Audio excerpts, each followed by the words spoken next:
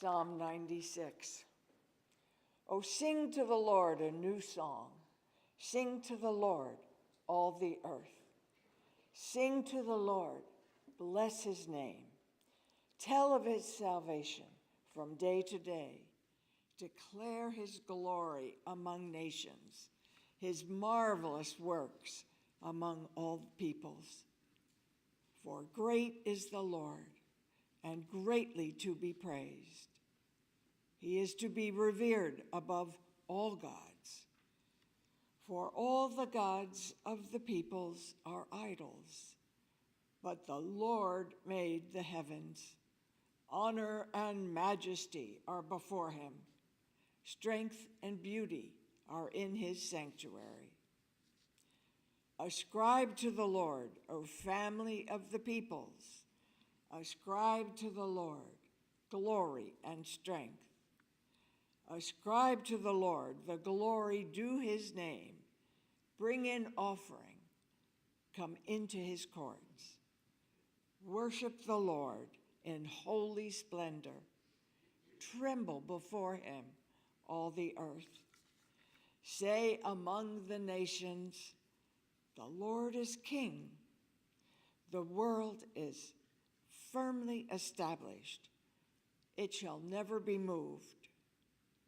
He will judge the peoples with equity. Let the heavens be glad, and let the earth rejoice. Let the sea roar, and all that fills it. Let the field exult, and everything in it. Then shall all the trees of the forest sing for joy before the Lord, for he is coming. He is coming to judge the earth. He will judge the world with righteousness, and the people with his truth. Amen.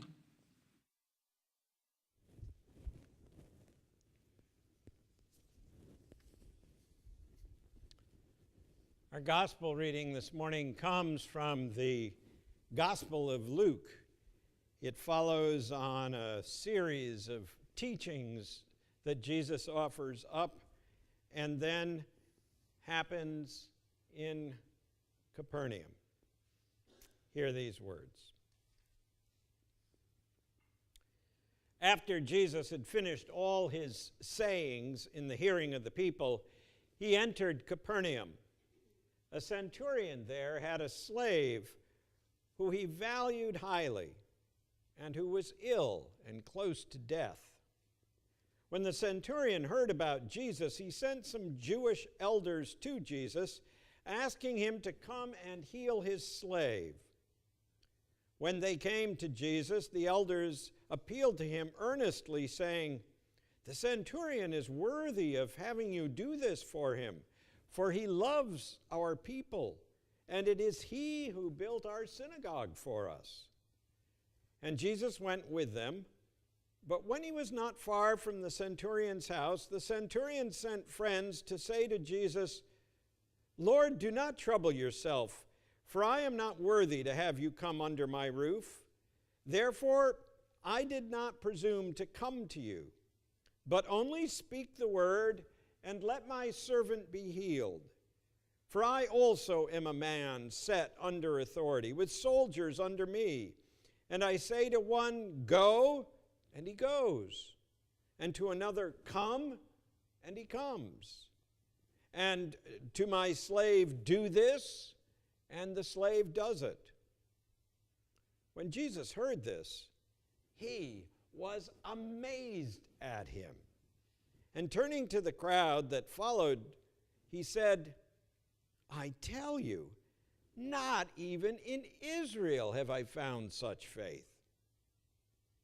When those who had been sent returned to the centurion's house, they found the slave in good health.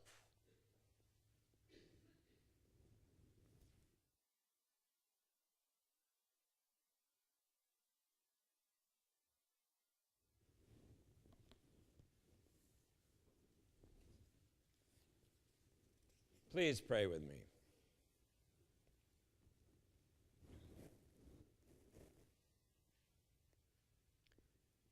Might words spoken and words heard and the spaces in between remind us of that which we tend to forget. Amen.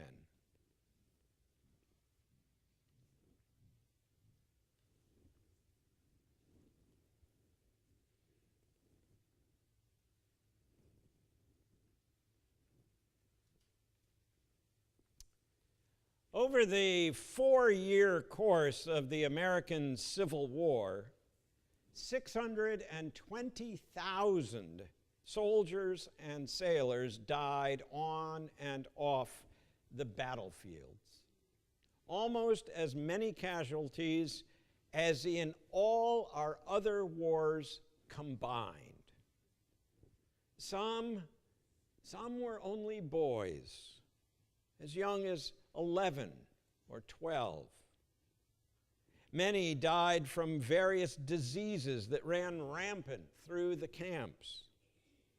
Others died from surgery or post-surgical infections.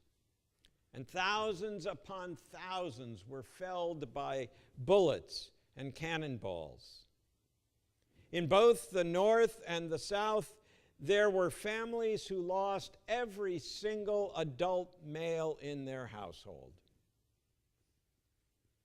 They lost fathers and sons, brothers and husbands. There were whole towns who saw few or none of their soldiers return from battle. Such great loss needed to be acknowledged, needed to be mourned. Such great loss needed to be remembered. And so across North and South, various days of remembrance were held. Many towns, even whole states, created their own observances. But it was supposed to be a time of rebuilding in America. The nation had been sorely torn asunder by the war, literally ripped in two. There was a gaping, open wound. And so it seemed the better part of valor to institute a national day of remembrance, a day when all fallen Americans could be honored, former Confederates as well as members of the Union Army and Navy. So it was that May 30th, 1868, was designated as a nationwide time to memorialize the dead. It was called Decoration Day, for one of the chief ways it was observed was by decorating the graves of those who had died in the war. Decorating the graves with flowers, with flags, with pictures of the deceased, with various personal trinkets and tributes. Over the decades, the scope of the day was expanded to honor all those who died in service to our nation. And in 1971, by an act of Congress, Memorial Day was made a federal Monday holiday. Government buildings, post offices, banks, schools, many businesses would be closed so that people could take part in parades, in ceremonies, and in the continuing custom of decorating graves. Isn't it a rather odd coincidence that on this weekend dedicated to remembering fallen soldiers, our lectionary passage, quite coincidentally, tells the story of another soldier, an ancient soldier, a Roman soldier. And even as we remember fallen Americans, we would also do well to remember this centurion. Not because he died in battle, which of course he may have. We don't know the end of his story. There's no Paul Harvey to say, and that's the rest of the story. No, we need to remember him because of the example he set in his living. We know very little about him. We don't even know his name. But we can make some assumptions about his character based on the very few details that we have. First and foremost, we know he was a centurion in the Roman army, a centurion who had been assigned to Capernaum, a small Jewish town in what was then known as Palestine. As his rank implies, sent 100, he commanded 100 men. While he could have been directly appointed to that position by a highly placed official, even the emperor, it's more than likely that he rose through the ranks over a period of many years. Often we know it took as many as 17 or 18 years of service before one could become a centurion. That meant he more than likely had endured a great deal of hardship. He was often stationed far from home, in unfamiliar territory, midst unfamiliar peoples and cultures. He may or may not have been in battle, but no doubt in some ways he put his life at risk. He may have been called upon to serve as an enforcer of taxes, a guardian of borders, or a worker on one of Rome's many building projects. For you see, the Roman army was often like the TSA, the IRS, and the Army Corps of Engineers all rolled into one, except without the long lines, without tax audits, and without challenged efforts on local rivers. In becoming a centurion, he must have faithfully executed his duties, or he would not have been promoted. And he must have gained the trust and respect of his superiors. And continuing on as a centurion, very much depended on his having the trust and respect of those who reported to him. He was responsible, you see, for the training of his troops. He was responsible for their discipline. In some ways, their very lives were in his hands. He understood how a chain of command works, and he knew the importance of following orders. Apparently, though, this centurion had taken trust and respect a step further. For even though he wielded great power over the Jews whose land Rome occupied, it appears this centurion did not abuse his power. In fact, it appears he used it for the good. He had come to understand and appreciate the people of Capernaum. He had come to understand and respect their religion, even though it was different from his own. He had even seen to the building of their synagogue, something that was very much above and beyond the call of duty. He also appears to have been a compassionate man. It is, after all, his slave who is extremely ill. Now, you need to remember there were millions and millions of slaves in the Roman Empire, men, women, and children who were literally owned like property by their masters. Masters who were free to deal with them any way that they wished. And a gravely ill slave, one who could not perform his duties, was of little use. Scholar William Barclay tells of one ancient Roman writer who gives this advice to farmers. Examine your implements every year, and throw out those which are broken and old, and do the same with your slaves. Is your plow broken down? Get rid of it. Is your slave sick to the point of death? He's expendable. The centurion could have done that. He could have simply discarded his slave, let him suffer and die. And no one would have challenged his right to do so. But he doesn't. Instead, he seeks for a cure for his slave's illness. And that's where Jesus comes into the picture.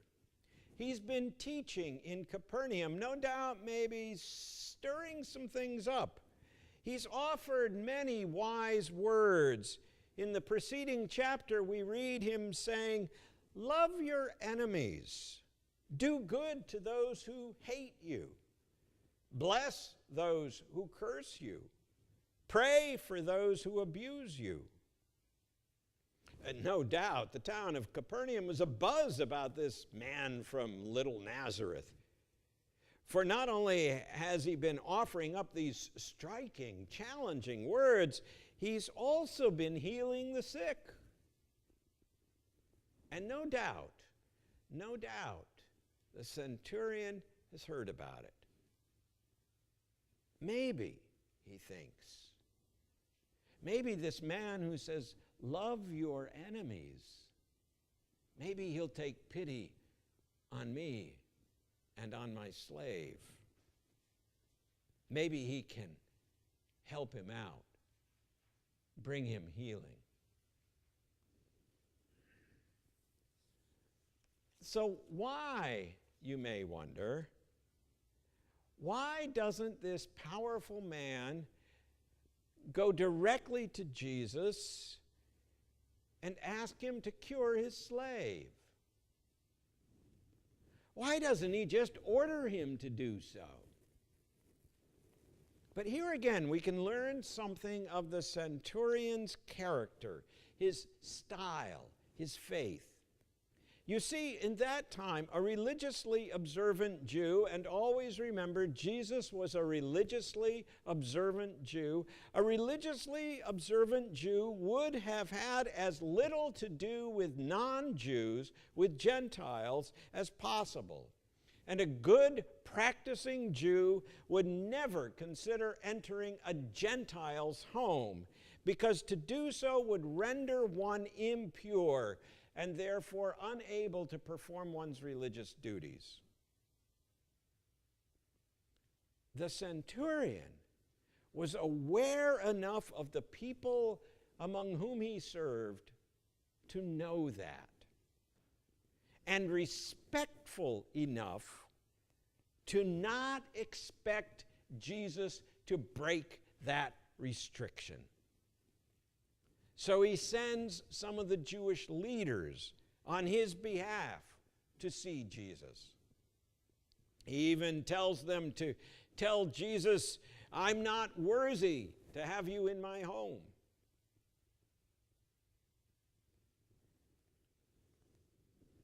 But he is, as we've said, a man who also understands chains of command. He is a man who knows a thing or two about authority. After all, if he tells one of his soldiers to do something, he better well do it and quickly, jump and then ask how high. And if the centurion's commanding officer issues him an order, he knows he must obey. Yes, he understands how authority works, and he recognizes that Jesus is clearly a man of authority, divine authority. And if he says, "Be healed," then the slave will be healed. Jesus, when he's approached, is rather stunned. I've not seen anything like this man's faith, not even among my own people, he says. And so, without even seeing the slave, without even going to the centurion's home, Jesus issues the order, be healed, and he is.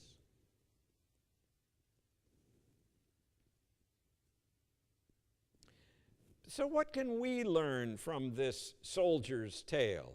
What does it tell us about how we might live?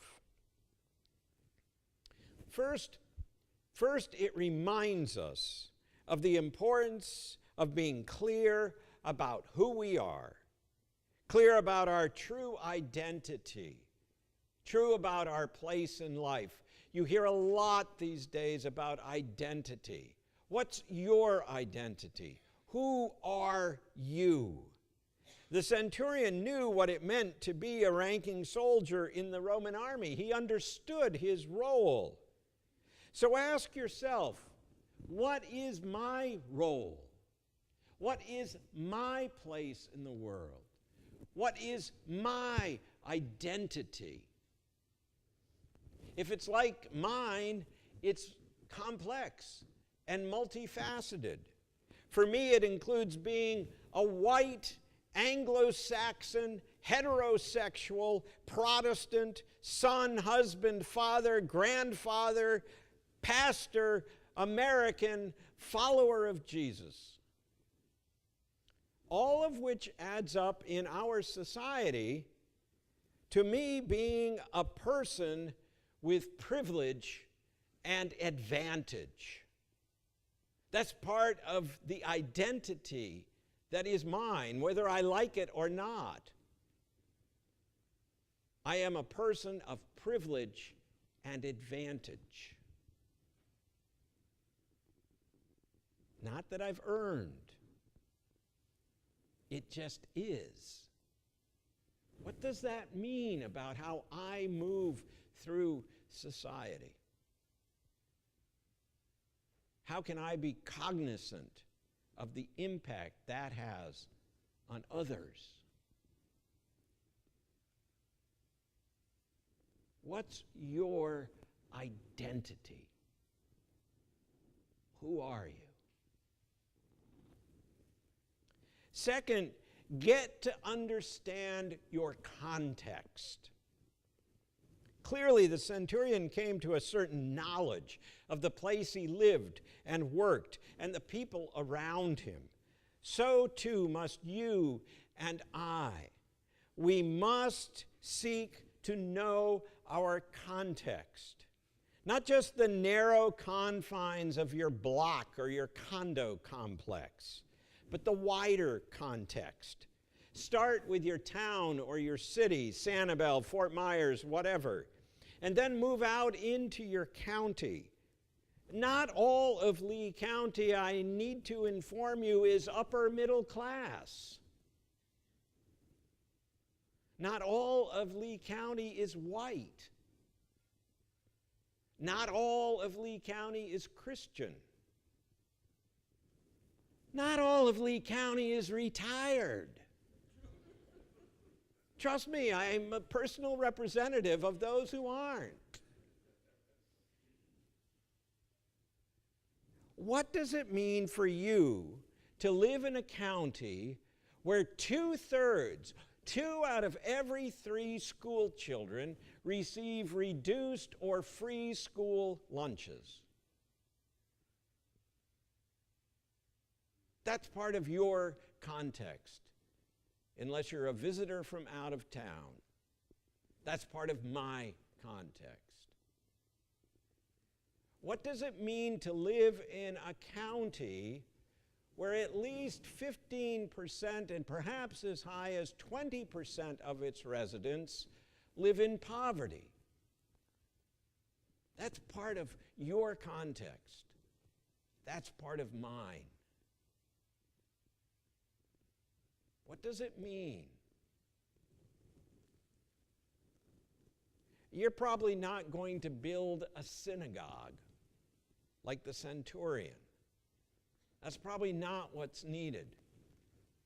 But how can you respond to your context, to the needs around you?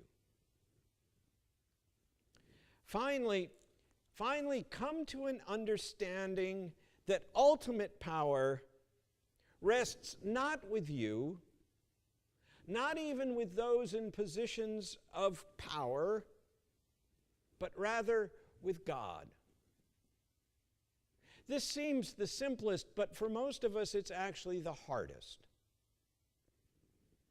We Americans tend to believe that we really do have the power in our hands, that we have the authority.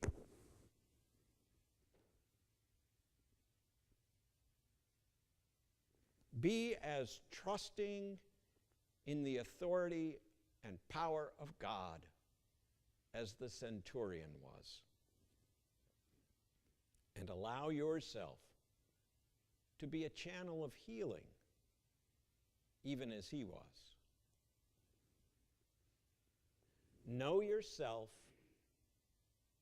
know your context, know God.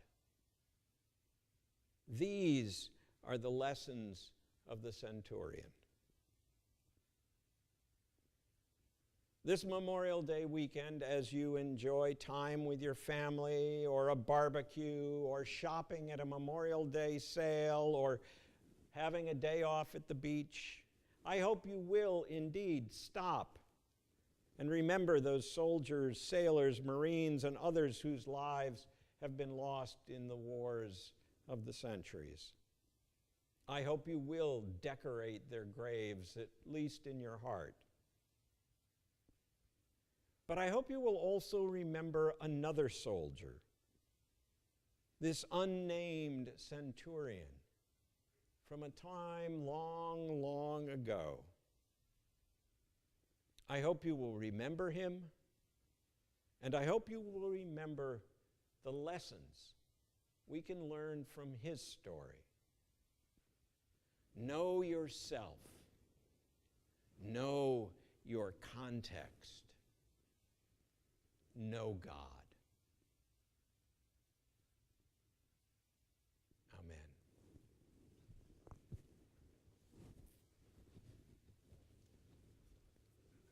Thanks.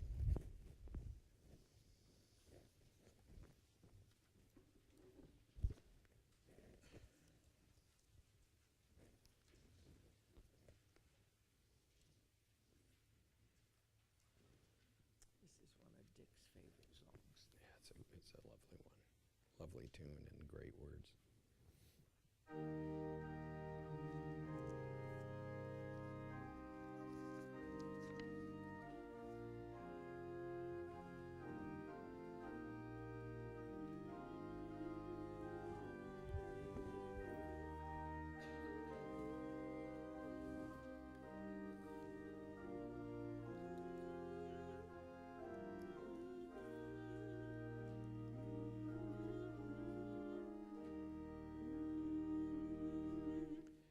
This is my song, O God of all the nations, a song of peace.